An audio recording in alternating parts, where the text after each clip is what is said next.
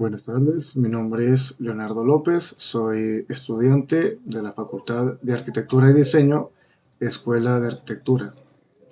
Vengo a presentar el proyecto del Centro Educativo para la Integración de Personas con Discapacidades Físicas, Neurológicas en la ciudad de Mérida, Venezuela.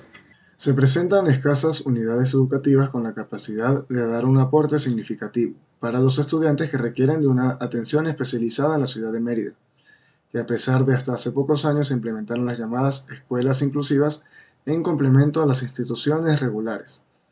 Asimismo, se presentan problemáticas con respecto a las personas con movilidad reducida dentro de la ciudad. Actualmente se presentan una cantidad limitada de rampas en óptimas condiciones o con normativas pertinentes para dichos usuarios, lo que actualmente se conoce como barreras físicas. El objetivo general del proyecto es desarrollar una propuesta arquitectónica enfocada en una institución educativa para el desarrollo y aprendizaje de los niños con discapacidades físicas y neuronales mediante el uso de la neuroarquitectura y el método Montessori. Como objetivos específicos tenemos investigar las teorías pertinentes que se van a utilizar para el desarrollo del proyecto, diagnosticar las problemáticas presentes en el entorno de estudio a nivel urbano y arquitectónico, estudiar los requerimientos físico-espaciales por medio de la formalización de actividades, simbolización cultural e ideología de los requisitos de la propuesta arquitectónica, generar un estudio aplicado a las necesidades y dificultades que presentan las personas discapacitadas bajo la modalidad de neuroarquitectura y método Montessori. Y por último, desarrollar una propuesta orientada a las necesidades de los estudiantes que van a dar vida a la institución que se va a proponer en el proyecto con el acondicionamiento presentado en los objetivos anteriores. Dentro de la justificación tenemos que, según la información recolectada, destaca la nula cantidad de espacios públicos para la interacción de los usuarios del sector, así como la baja cantidad de instituciones especializadas en niños con discapacidades, y a su vez se persigue la eliminación de edificaciones de grano fino, que carece de una calidad de vida, tanto como para los habitantes que transitan por la zona como para las personas que residen en el sitio. Proseguimos ahora con el capítulo 2 que corresponde al marco teórico. Dentro del marco teórico tenemos los antecedentes internacionales, de los cuales uno de ellos es el Octavio Paz de México. Realizado por la firma Ricardo Espinosa Arquitectos, el proyecto cuenta con un edificio administrativo, 2 edificios de aulas escolares, diversas canchas deportivas y una piscina semiolímpica. Presenta una pendiente del 15% en el terreno y una extensión de 3.696 metros cuadrados. Tenemos otro antecedente internacional, el cual es la Escuela para Niños Sordos y con Discapacidad Intelectual en Deyang, China. Se enfoca en niños con discapacidad o retraso mental auditivo, donde se aplican instalaciones de aprendizaje, deportivas y de estadía enfocadas en este tipo de usuarios, donde mejora la experiencia y las interacciones, usando este tipo de arquitectura como un recurso para la educación. Proseguimos con los antecedentes nacionales, el cual uno de ellos es el Instituto Universitario de la Audición y el Lenguaje, Caracas, Venezuela, funcionando desde 1972 para niños en edad preescolar hasta sexto grado de primaria, con pérdida auditiva y trastorno del lenguaje. También funge con carreras de técnico superior en terapia del lenguaje y técnico superior de educación de niños sordos y con trastornos del lenguaje. Proseguimos con los antecedentes locales, siendo uno de ellos el Colegio Natividad Niño, Mérida, Venezuela. Funciona desde el año 1985 y es un colegio de atención especial para niños con diferentes discapacidades físicas y motoras. El siguiente antecedente es el Centro de Atención Integral para Personas Autistas. Se enfoca en la atención integral para la población que presenta la condición del trastorno del espectro autista, de manera que se le otorgue a esta población la posibilidad de integrarse a la sociedad de manera óptima. Y por último se presenta una tesis de grado, del cual es un centro de atención integral especializada para niños y jóvenes con discapacidad en la ciudad de Mérida, municipio Libertador. Se presenta este proyecto en vista de la necesidad que tienen las personas discapacitadas, proponiendo una atención especializada e inclusión a la sociedad. Pasamos ahora con la reseña histórica. La discapacidad con el pasar de los años ha sido un tema que ha cambiado conforme a la visión de la sociedad. Se consideraban demoníacos y con condiciones anómalas o diferentes a los demás. Por ende, las personas tenían que ocultarse o ser asesinados. Ahora avanzaremos hacia las bases teóricas, de las cuales una de ellas es el aprendizaje infantil. Dentro de la primera infancia, la etapa del preescolar abarca desde la gestación hasta los 5 años. Es una fase muy importante para cada individuo y representa los cimientos para el desarrollo de las capacidades y habilidades del mismo. También destacan las etapas del desarrollo de aprendizaje. El suizo Jean Piaget considera que la infancia tiene un rol importante en el crecimiento de la inteligencia, donde pensaba que el niño aprende a través del juego y la exploración. La etapa sensomotriz aparece en el rango de los 2 años. Los niños empiezan a dominar el lenguaje y experimentan todo lo que se encuentra a su alrededor, lo que ayuda a retener toda la información posible. La etapa preoperacional aparece a partir de los 2 años hasta los 7. En esta etapa, los símbolos presentan alta relevancia, ya que a partir de ellos representan lugares, personas y objetos, lo que hace que imiten a las personas a través de juegos imaginarios.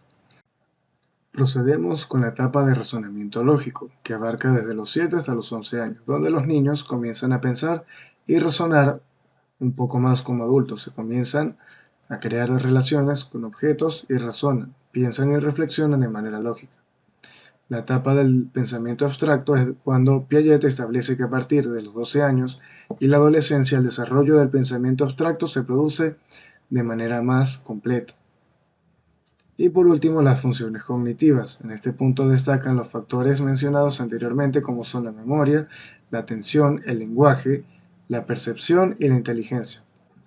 Una de las bases teóricas más importantes es el método Montessori, el cual es la propuesta pedagógica de María Montessori, basado en la observación científica de niños y niñas, donde se caracteriza por tener un ambiente preparado para el desarrollo de los infantes, un espacio ordenado, simple, estético y que incluye estudiantes en periodos de 3 años para promover la socialización. Los trastornos dentro del aprendizaje. Consiste en la falta de aptitud para adquirir, retener o usar las habilidades específicas o la información. Como consecuencia, genera deficiencia en la atención, memoria o razonamiento, por lo que puede afectar las actividades diarias. Otra de las bases teóricas más relevantes o importantes se considera la neuroarquitectura, siendo esta el análisis de espacios construidos y cómo afecta las emociones y capacidades de las personas. Nace de la necesidad de demostrar cómo funciona la arquitectura mediante la estimulación de los sentidos, a través de transitar espacios internos, transiciones, materiales, entre otros elementos que influyen en el aspecto neuronal de cada persona. Según el artículo presentado por Fernández, la neuroarquitectura establece aspectos para cumplir con las expectativas de una mente en sintonía con su entorno. Entre ellas destaca la iluminación, las zonas verdes, los techos altos, los colores y los elementos arquitectónicos, mediante que los elementos curvos favorecen a la creatividad. Cabe destacar también la arquitectura accesible, donde la movilidad reducida abarca una variedad de condiciones que limitan la capacidad de una persona para desplazarse de manera autónoma. Puede incluir una discapacidad motora, pérdida de fuerza muscular, problemas con las articulaciones o enfermedades que afectan la movilidad. Procedemos ahora con las bases legales, de las cuales destacan la Ley para Personas con Discapacidad, normas y recomendaciones para el diseño de edificaciones educativas de la Fundación de Edificaciones y Dotaciones Educativas FEDE. La Gaceta Oficial número 4044, extraordinario del 8 de septiembre de 1988. La Ley Orgánica de Educación. Y la norma venezolana Covenin 3298-2001 sobre accesibilidad de las personas al medio físico, edificios, espacios urbanos y rurales, y señalización. Avanzamos con el marco metodológico, del cual abarca la formulación de criterios de diseño, que dentro de la información recopilada destaca la necesidad de espacios acondicionados a las necesidades de los estudiantes, que hacen vida en el Centro de Atención Integral para Personas con Autismo en la ciudad de Mérida, Venezuela. Ahora pasaremos a la formulación de criterios de diseño, en lo que tenemos los criterios formales, de los cuales están El diseño de volúmenes espaciosos donde se presenten suficiente espacio para evitar la sensación de claustrofobia y moverse libremente entre las edificaciones. Designación de alturas diversas debido a las condiciones presentes en el entorno con pendiente. Integración de la propuesta con su entorno de manera armónica y sin generar un conflicto visual. Los criterios funcionales, donde la accesibilidad es un valor importante para todos los usuarios, donde se deben incluir rampas, escaleras, recorridos para personas con algún tipo de discapacidad física. La creación de espacios óptimos con aislamiento acústico, iluminación natural, zonas de escape tranquilas para evitar el desorden en momentos críticos, reducción de estímulos sensoriales, entre otros. Integración de áreas del sector con la propuesta de estudio, donde asegure áreas verdes y zonas seguras para las personas que dan vida dentro de la comunidad. Reestructuración de la institución CAIPA, donde reforma el mismo mejore la educación y las condiciones para que los niños con discapacidades puedan progresar de manera significativa y positiva. Los criterios estructurales, donde predomina la asignación de un sistema estructural capaz de soportar sismos de alta magnitud, entre ellos un sistema estructural aporticado de concreto armado, acero u otros elementos que atribuyan de manera positiva al soporte estructural. Los criterios constructivos, donde destacan los cerramientos de mampostería, techos de diversos materiales como puede ser acero, concreto, madera o bambú, según la ubicación del techo. Uso de materiales constructivos como concreto armado y acero. Criterios contextuales, donde destaca la implementación de colores que se puedan integrar al entorno y a las necesidades de sus usuarios, sin generar un conflicto visual. Formación de espacios para el uso público, donde la comunidad será el principal beneficiario gracias al aprovechamiento de los espacios como canchas deportivas, parques y áreas verdes. Y en criterios sostenibles destaca el uso de aguas de lluvia para el consumo de áreas verdes e instalaciones dentro de la propuesta. Y aplicación de paneles solares fotovoltaicos, aisladores térmicos como el poliuretano, superficies fototáctiles en conjunto con vegetación que permita cubrir los lugares con mayor incidencia solar. Ahora continuaremos con la síntesis conceptual. Dentro de los aspectos mencionados anteriormente, el concepto del proyecto es un espacio íntegro para los niños con discapacidades, integrantes de la comunidad del sector El Llanito y agentes externos que visiten los espacios de esparcimiento para el público, donde mediante la diferencia de alturas en el terreno entre el punto más alto y el más bajo se pretende combinar la naturaleza con el arte de la enseñanza para los estudiantes con condiciones especiales. Destaca ahora la zonificación, donde el color amarillo abarca la parte de la propuesta constructiva, el color rojo, el paso vehicular, las zonas verdes, áreas verdes, la zona azul, área deportiva, y el color marrón representa los espacios públicos. Modalidad de la investigación. La justificación de la propuesta será fundamentada por un proyecto factible, es decir, por sus variables y características se pueden materializar para brindar soluciones a determinados problemas que se puedan efectuar en un corto plazo. Para el tipo de investigación se va a efectuar un tipo de investigación documental y de campo.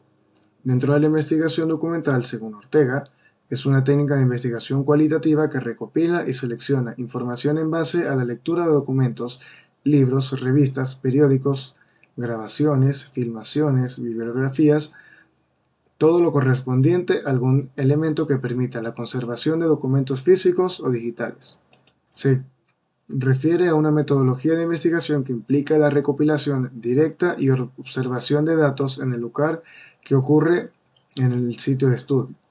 Al recurrir a este método de investigación, los encargados se enfrentan directamente al entorno real y consiguen una comprensión más profunda y un mejor contexto. Dentro de las técnicas de investigación de campo destaca la investigación cualitativa, que recopila datos que permitan analizar la calidad de algún fenómeno, gracias a la información obtenida anteriormente, lo que hace que no se pueda medir. En las técnicas de investigación de campo cuantitativa se recopila la información que sea posible cuantificar o medir. Y entre esos aspectos destaca la observación pasiva, la entrevista cerrada o encuesta, el experimento de campo. Procedemos ahora con la investigación descriptiva. Según CIMEC, establece que un tipo de investigación descriptiva busca describir de manera detallada alguna variable relacionada con el estudio, como son las características de la población, un fenómeno en particular, entre otros. La investigación proyectiva comenta que es un tipo de estudio que busca soluciones a diferentes problemas, analizando o estudiando todos los aspectos y proponiendo nuevas acciones de manera que una situación se pueda mejorar de manera práctica. En el procedimiento de la investigación, al proyectarse como un proyecto factible, se realizará una investigación basada en tres fases, que permitan conocer a profundidad y responder a preguntas específicas. En la primera fase tendremos una revisión documental, en la segunda fase un diagnóstico o análisis de contexto, y en la tercera fase requerimientos físico-espaciales. Procederemos con la población y muestra. Al momento de realizar un estudio y determinar la forma en la que se recopila la información, la población toma un factor muy importante, porque es donde se va a extraer y recopilar datos que pueden ser fundamentales para el proyecto. Por otro lado, una muestra en el área de investigación es una porción representativa que se extrae de una población. Se utiliza para estudiar las características de la población en cuestión sin medir a todos sus miembros. Para que se pueda elegir una muestra acorde se define una unidad de análisis y lugar físico de recolección de datos. Para la técnica de recolección de datos, tenemos que las técnicas se conocen como el procedimiento que recolecta, mide y analiza información precisa en pro de la investigación mediante técnicas válidas. Tenemos que, para técnicas de recolección, el análisis documental, la observación no estructurada y la entrevista no estructurada. Y como instrumento tenemos fichas, computadoras, medios de almacenamiento, páginas web, revistas, internet, artículos, entre otros. Para la observación no estructurada tenemos cámaras para fotografiar o tomar videos. Y para las entrevistas no estructuradas tenemos cuaderno de notas, grabadoras o cámara de video. Para la técnica de análisis tenemos que son herramientas y métodos que se utilizan para extraer conocimiento y comprender los datos en profundidad. Se enmarcan dentro de los procesos que abarcan la recolección de datos, depuración, tratamiento, modelado y estudios de datos dirigidos hacia la obtención de conclusiones útiles. Y para finalizar el capítulo 3 tenemos la operacionalización de variables, donde se presentan el objetivo general y los objetivos específicos, cada uno con sus respectivas variables, dimensiones, indicadores, técnicas e instrumentos. En el capítulo 4 tenemos el análisis de estudio. El área de estudio es el sector El Llanito, ubicado entre la Avenida Las Américas y la Avenida Los Próceres, concretamente entre la calle 8 y la calle 11. Abarca la avenida principal El Llanito y la calle Caiguire. Dentro del área se ubica el Centro de Atención Integral para Personas con Autismo, así como también diversas viviendas unifamiliares, entre 1 a 3 niveles respectivamente. Se presenta la reseña histórica del sitio. La ciudad de Mérida fue fundada el 9 de octubre de 1558 bajo el nombre de Santiago de los Caballeros de Mérida, en honor a la población de Mérida, España. Estuvo presente dentro de las 7 provincias que participaron en la creación de la Constitución de 1811, siendo sus principales representantes el clima frío y páramos. Tenemos un poco más de información y procedemos ahora con la ubicación y localización. El estado Mérida se ubica en la zona occidente de Venezuela. Limita al norte con los estados Zulia y Trujillo, al sur con el estado Táchira y Barinas, al este con Trujillo y Barinas y al oeste con Táchira y Zulia. Continúa la geomorfología. El área de estudio se delimita entre las cuencas de los ríos Albarregas y Cham, así como los taludes y sedimentos al sur de la Sierra de la Culata y al norte la Sierra Nevada de Mérida. Dentro de los aspectos generales y geográficos de la región, el municipio de Mérida ocupa parte del municipio Libertador en el estado de Mérida, que comprende 15 parroquias, de las cuales 12 corresponden y rodean el área de estudio. Aquí se puede apreciar un plano de las unidades hologénicas y los estratos de la ciudad. El suelo de la parroquia Antonio Picón Salas, perteneciente al suelo transportado tipo terraza. Este es un suelo que ha sufrido transformaciones debido a los emplazamientos de los urbanismos en toda la ciudad. En el clima, en Mérida el tiempo de verano suele pasar en cortos periodos, calurosos y mojados. Los inviernos suelen ser cortos y cómodos, se mantiene nublado durante todo el año. La temperatura suele oscilar entre los 14 y 25 grados centígrados. A continuación se presenta el asoleamiento, que muestra un 15% hacia la derecha, con respecto a la zona de estudio. Dentro de la humedad se estima que la humedad en el casco central se muestra entre el 70 y el 80%. Para las precipitaciones se estima una precipitación probable de 833 milímetros en un año. Para los vientos, se presentan en dirección ascendente con sentido hacia la zona urbana, norte-sur con una velocidad de 2.4 km por hora. Para la parte de vegetación se muestra una estructura donde se presentan 3 o más estratos. Destaca la presencia de árboles de dosel alto con diversidad y epifitas. En la parroquia destacan árboles plantados a lo largo de la Avenida de las Américas. Para la topografía, debido a la delimitación que posee una pendiente variada, donde su punto más alto es progresivo, bajando desde el este hacia el oeste. Presenta pocas pendientes pronunciadas como son la cuenca del río Albarregas y la que engloba el sector desde el Paseo La Feria hasta la urbanización Bellavista. Para la hidrografía se presentan dos vertientes de agua principales, siendo estos el río Chama y el río Albarregas. El río de origen nace en la laguna Albarregas y su recorrido presenta una longitud de 25 kilómetros. Transcurre por una vertiente derecha del río Chama, uniéndose al mismo luego de atravesar la meseta donde se emplaza la ciudad, dividiéndose en dos partes, conocido como la otra banda. Para las variables urbanas, según la Gaceta Municipal del 2002, el sector El Llanito se encuentra ubicado en el área residencial desarrollada AR5. Se presentan los siguientes usos para el sector de estudio: uso principal, unifamiliar, bifamiliar y multifamiliar, aislada y pareada y continua, y o con plataforma continua. Y para el uso complementario es un comercio C1, ubicado en las áreas de los desarrollos destinadas para uso comercial o talleres de producción. La trama urbana se define como una trama irregular. Las calles peatonales y las avenidas son estrechas y mal distribuidas debido a la mala organización al momento de emplazar el sector. El sector carece de áreas de salud, espacios culturales, áreas de descanso y áreas verdes. Dificulta la interacción de las personas y hace que los peatones estén solo de paso, lo que no permite la actividad dentro del sector. Este es el plano fondo figura donde predomina el grano borroso con macromanzana irregular y calles en dos sentidos.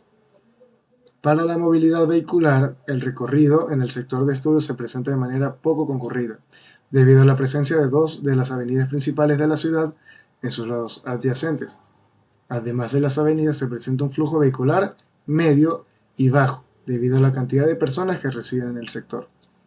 Para la movilidad peatonal, debido a lo mencionado anteriormente, el flujo del sector es bajo, debido a la presencia de las avenidas, las Américas y los Próceres respectivamente. A su vez, la zona no cuenta con plazas o parques a su alrededor inmediato, lo que hace que el sector El Llanito sea un sitio de transición o poco frecuente. Por último, para el plano de vegetación se presentan dos tipos de coberturas vegetales: sendas arbóreas y vegetación gramínea. Hacia el lado de la avenida Los Próceres se presenta un pequeño talud donde destacan árboles que abarcan los 5 metros de altura. A su vez destacan fracciones de vegetación donde destaca la grama corta y pequeñas fracciones de gramíneas. Muchas gracias.